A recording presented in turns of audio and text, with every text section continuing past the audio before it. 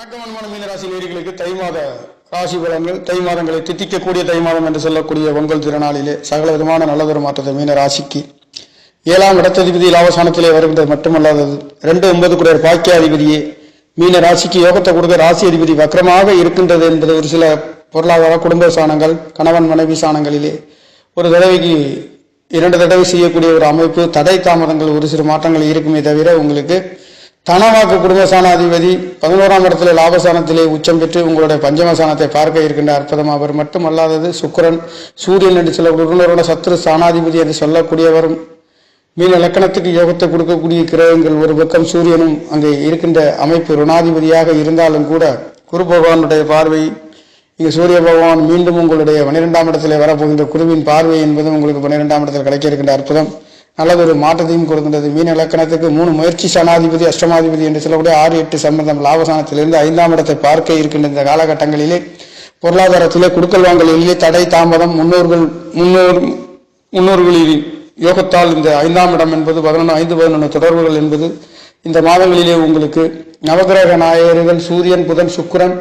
செவ்வாய் பகவான் 9 கூடிய பாக்கியாதிபதி மீனராசிக்கு யோகத்தை கொடுக்கக்கூடியவர் உச்சம் பெற்று உங்களுடைய 5ஆம் இடத்தை பார்க்க இருக்கின்ற 4 கிரகங்களின் தொடர்புகள் கிடைக்கின்ற அற்புதம் என்பது இந்த மாதங்களிலே பொங்கி ஒழுகின்ற மாதமாக தை மாத ராசி பலன் என்பது இருக்கின்றது. நேர்களே, மீனராசிக்கு 11ஆம் இடத்திலே 4-7 கூடியவர் வீடு வாசல் சொத்து சுகங்கள் தாய்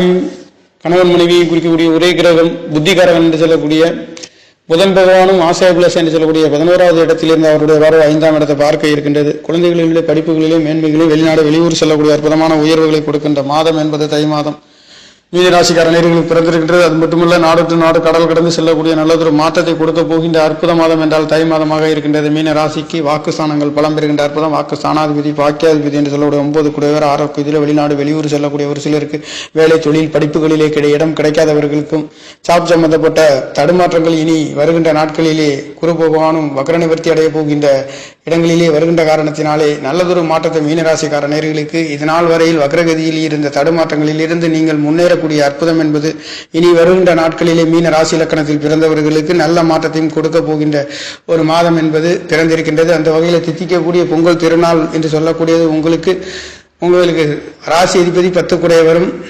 ராசி அதிபதி 10 கூடையவரும் கேந்திர ஸ்தானங்களில் பலம் பெற்றிருப்பதே மிக அற்புதம். மீண்டும் அவர் உங்களுடைய 5ஆம் இடத்துக்கு மாறப்போகின்ற அற்புதம். சகலவிதமான இனி வருகின்ற நாட்களிலே உச்சத்தை நோக்கி போகின்ற 12 ராசிகளை விட மீன ராசி இலக்கணத்தில் பிறந்தவர்கள் சனி பகவான் லாபாதிபதியாகவும் விரையாதிபதியாகவும்